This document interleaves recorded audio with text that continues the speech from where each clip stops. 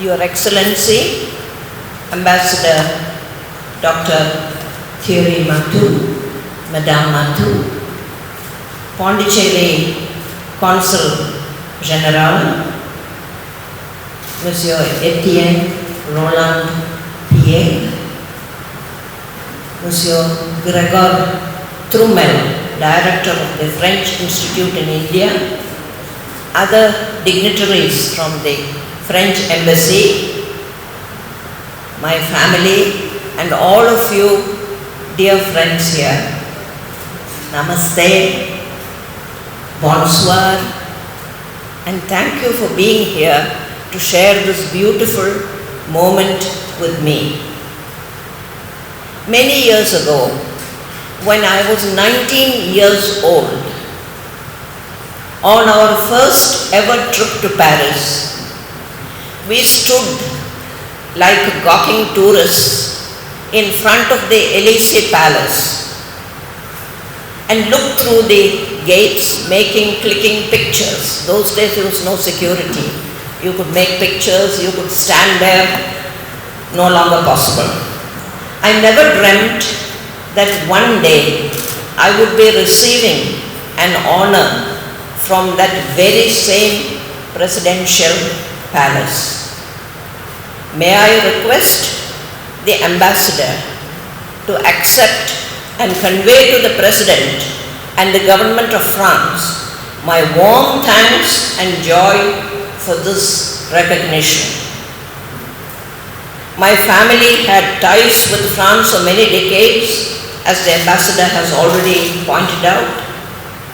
Prince Alexander Saltykov, he was born a Russian, but he lived all his life in Paris and he was a true Parisian. He visited Travancore during the reign of Maharaja Swadhyadhana. That was between 1813 and 1846, the reign of Swadhyadhana. He came more than once to Travancore. And in 1855, Travancore government participated in the Paris Exposition, and it is recorded in the Patnaswamy temple records called Madhulagam records that our Kasamunda, that is our white cotton cloth with gold on it, was deeply appreciated in Paris. Of course, Pierre Loti, who recorded his travels with words and sketches, visited Trivandrum in 1899, 1900, and in this very hall, at this very same spot, he presented a medal from the French Academy to Maharaja Sri Moolam Tirunal for his contribution to the field of education. I must also mention that this was done without the knowledge of the British.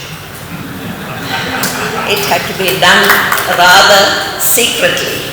May I add, this writer wrote a book very famous in France, which title is India Without the British. Yes, but I didn't want to say that, but you said it. He also made drawings, some of which looked a bit strange to us, because he had the Malayali people dressed in sort of robes like Arabs. So I think he let his artistic talents, he sort of exaggerated a little bit. But that's okay. That all artists are like that. My grandmother and my mother traveled for the first time ever to Paris in 1932. And came back with ideas of presenting food with decorations and elegance, to have embroidery and laces to their clothes. Now you, as most of you sitting here are Malayalis, you must know, without my saying it, that you cannot decorate a sambar or an avial. It is not possible to, an aesthetic presentation of our Kerala cooking. But then, as the ambassador said, she had salads, plated salads, which were beautifully arranged. She had table decorations. She floated lotuses in water. She had glass, it looked like pieces of ice, but it was all glass and lighted from underneath. She did all these things because she was basically very artistic. And she appreciated the fact that a feast for the palate should also be a feast for the eyes. Those days they would stay only in hotels which permitted their cook to use the hotel kitchen to make the vegetarian food. Their favorite hotel was George Sand, and my grandmother said that the cooks there and the sous chefs, they were fascinated by the mustard seeds popping. Of course, the smell of the mustard seeds popping made them all cough and their eyes tear, but they were so interested, they all wanted little tastes of our vegetarian food, and very soon the papadams and the vattals ran out because everybody had a little taste. We ourselves discovered the delights of things like asparagus, mushrooms, avocados, all these things we were not used to.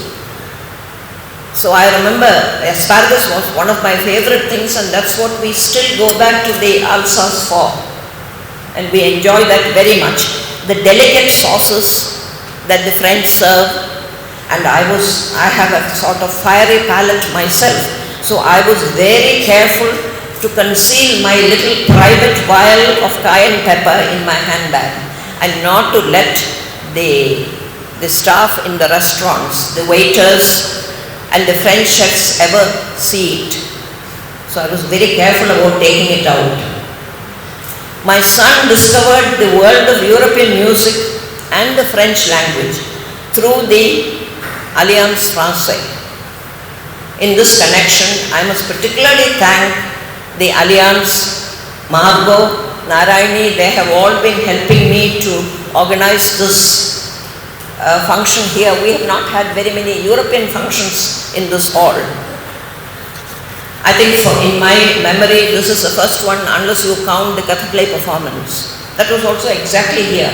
We had the stage here, and it was very interesting because they did not know how to characterize, for instance, King Lear.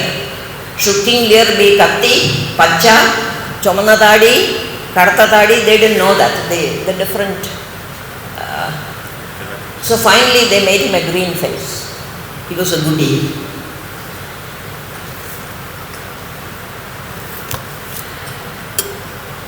Well, I do not want to make a long speech because the ambassador, he has had a very hard day and it is still not over and he is standing. But when I taught French in the university, I think I was more terrified than any of the girls when they went for their exams. Because if any of them failed, they would say this new woman came and messed up the whole thing. I am very honored that in this hall today, I have the principal of the college I taught in, I have my classmates, and I even have a student.